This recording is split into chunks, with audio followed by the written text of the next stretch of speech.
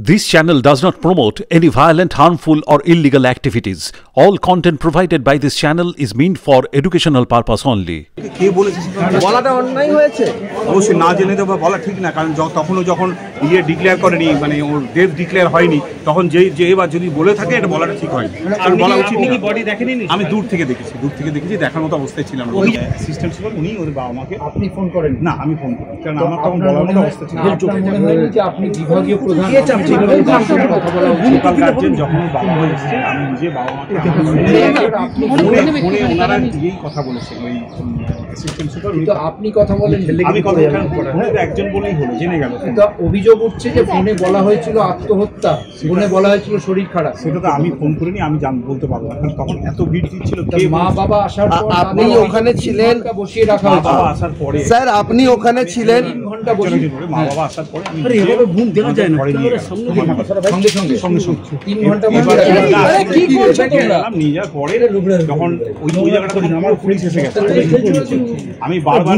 বাবা যখন সভাপতি মেয়েকে দেখতে চাইছেন আমি অনেকবার করে আমাকেও ঢুকতে দেয়নি পুলিশ ওই জায়গাটায় এম বলে এখন আনা যাবে না আপনার কিছু এখন ইনকোয়েস্ট চলছে আমি আবার মা বাবার কাছে ফিরে গেছি আবার মা বাবার কাছে তখন মা বাবা বলছে একটু দেখতে দিন আমি তখন বলেছি না এখন আপনাদের দিচ্ছে না পুলিশ আমাকেই ঢুকতে দিচ্ছে স্যার চিকিৎসক হিসেবে আপনি যখন প্রথম দেখেছিলেন আপনার কি মনে হয়েছিল না আপনি যখন দেখেছিলেন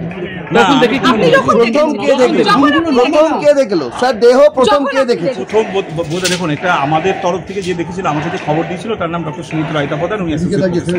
স্যার 5 দিনও জানতে পারলেন না প্রথম কে দেখেছিল প্রথম ফার্স্ট ডেড বডি কে দেখেছিল মানে আমাকে সুমিত যেটা বলেছে সেটা দুজন পিজিটি দেখেছিল দুজন পিজিটি তারা কি নাম তারা ওই ডিউটি ছিল না তারা তখন মর্নিং এ চলে এসেছিল মর্নিং এ চলে এসে আমি নামটা এখন সুমিতকে আপনারা জিজ্ঞেস করে বলতে পারবেন নামটা আমার মর্নিং পিজিটিরা কিভাবে দেখতে পেল কেন দেখার প্রয়োজন পড়লো কেন সেটা দেখুন সেটা সুমিত বলতে পারে কেন আপনি খোঁজ করেননি যে মর্নিং তো পরে না পরে 5 দিন তো চলে গেছে 5 দিনের মধ্যে জানার চেষ্টা করেননি যে কায়ে প্রথম দেখলো ওরা তো আমাদের যে পিজিটি আছে না ওরা তো এখানে মিছিল করছে ওরা তো আমাদের এখানে আসছে না আমি জিজ্ঞেস করছি 8টাতে তো শিফট শেষ হয়ে যায় যিনি রাতে আছেন তাহলে সেই ক্ষেত্রে কি খোঁজ করা হয়নি বিলম্ব হয়েছিল বিলম্ব হয়েছিল কারণ ব্যাপারটা হচ্ছে পুলিশ ওখানে যেতে দিচ্ছিল না ওরা ইনকোয়েস্ট করছিল তো ওরা যেতে দেয়নি বাবা মাকে বোঝাননি যে ইনকোয়েস্ট বাবা মার অভিযোগ আমাদের দেহ 3 ঘন্টা দেখতে দেয়নি সেটা তো আমার আপনি তো লোকাল গার্জেন স্যার ইনকোয়েস্ট ম্যাজিস্ট্রেটের উপস্থিতিতে হয়েছে সেটা অনেক পরে এসে যেগুলো প্রমাণ প্রমাণ জোগাড় করে স্যার ইনকোয়েস্ট ম্যাজিস্ট্রেটের উপস্থিতিতে হয়েছে সেই কাজগুলো করছে বাবা ওরা ফটো তুলছি টিভি তুলছে সেটার জন্য বলেছিল আমি দুবার গেছিলাম যে ওদেরকে দিন তখন পুলিশ বলেছিল না আপনি ঢুকবেন না এখানে একটু পরে আমার বাবা আমাকে ডেকে পাঠাবো কতক্ষণ পর ডেকেছিল সেইটা না অনেক লোক আসছিল মানে আমাকে তখন পুলিশ চলে এসছে আমার ঘরে পুলিশ এসছে আমাকে জিজ্ঞেস করে কে প্রথম দিকে চলে খেয়ে দিয়েছিল এবং তখন সেই প্রথম যে স্যার ইনকোয়েস্ট তো জুনিয়র ডাক্তার বলছেন আপনি এর আগে বলছিলেন জিডিএ দেখেন যারা ঢুকে আমি বলিনি আমি আমার তো নাম চলে যাচ্ছিল সেটা ডক্টর সুমিত রায় হ্যাঁ কিন্তু দেখেছিল এটা সুমিত বলতে পারবে কে দেখেছিল তো উনি আপনাকে এই তো চলে গেল একটু হ্যাঁ উনি আপনাকে কিছু আপনি তো এইচওডি আপনি তো কিছু নিশ্চয়ই জিজ্ঞেস করুন করেন এটা তো পুলিশে এনকোয়ারি করছে যা বলার ও পুলিশের কাছে বলেছে আমি যা বলার আমি কোথা থেকে জানলাম না জানলাম আমি পুলিশকে বলেছি আচ্ছা কেন এনকোয়ারি ব্যাপারটা তো পুলিশের ব্যাপার তারা যা তার মানে আপনি জানেন প্রথমকে দেখেছেন আমি প্রথমকে দেখেছি জানি না কিন্তু সুমিত জানে ও বলেছিল যে দুজন ইন্টার্নের নাম দুজন ফার্স্ট ইয়ার পিজিটির নাম বলেছে দুজন ফার্স্ট ইয়ার পিজিটি দেখেছে দেখে ওকে দূর থেকে বলে দেখে যাই হোক দেখে সুমিতকে খবর এবং সুমিত তখন এমএসবিপিকে খবর দেয় সুমিত তখন প্রিন্সিপালকে খবর দেয় সুমিত তখন নিজের সেদিনকে রাতে ওনার সঙ্গে আরো যারা ডিউটিতে ছিলেন তাদেরকে এইচওডি হিসেবে জিজ্ঞাসা করেছেন কিছু কথা না না তারপর থেকে তোরা আসছে না তারপর থেকে তোরা আসেই আমরা এখানে ডিউটি অন করছি না স্যার একটা জিনিস বলুন বাবা মায়ের বক্তব্য হচ্ছে একটা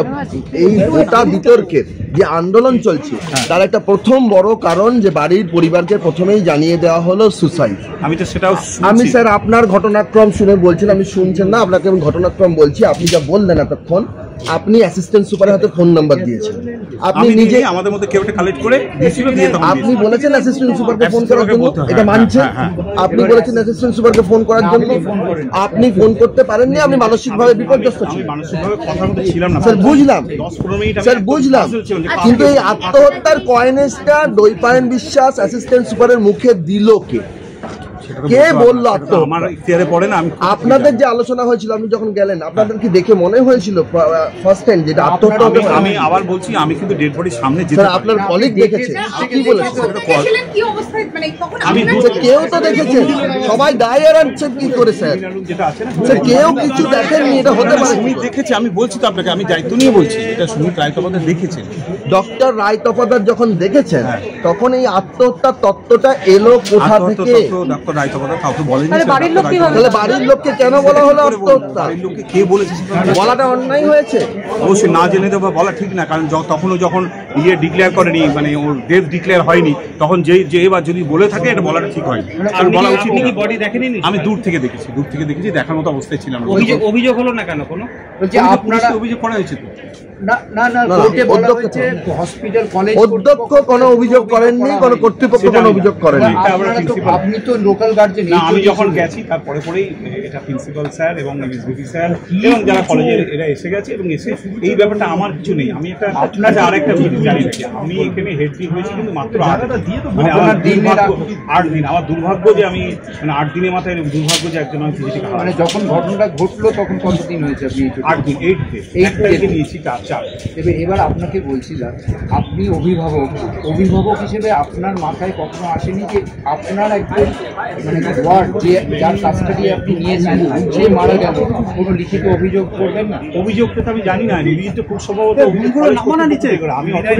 কলেজ কর্তৃপক্ষের অভিযোগ করা উচিত ছিল। আমি বলতে পারি কলেজ কর্তৃপক্ষের দায়িত্ব নিয়ে একজন সন্তান অভিযোগ বলতে এফআইআর বলছেন। হ্যাঁ, এফআইআরটা আপনার প্রিন্সিপাল ম্যাডাম জিজ্ঞেস করুন।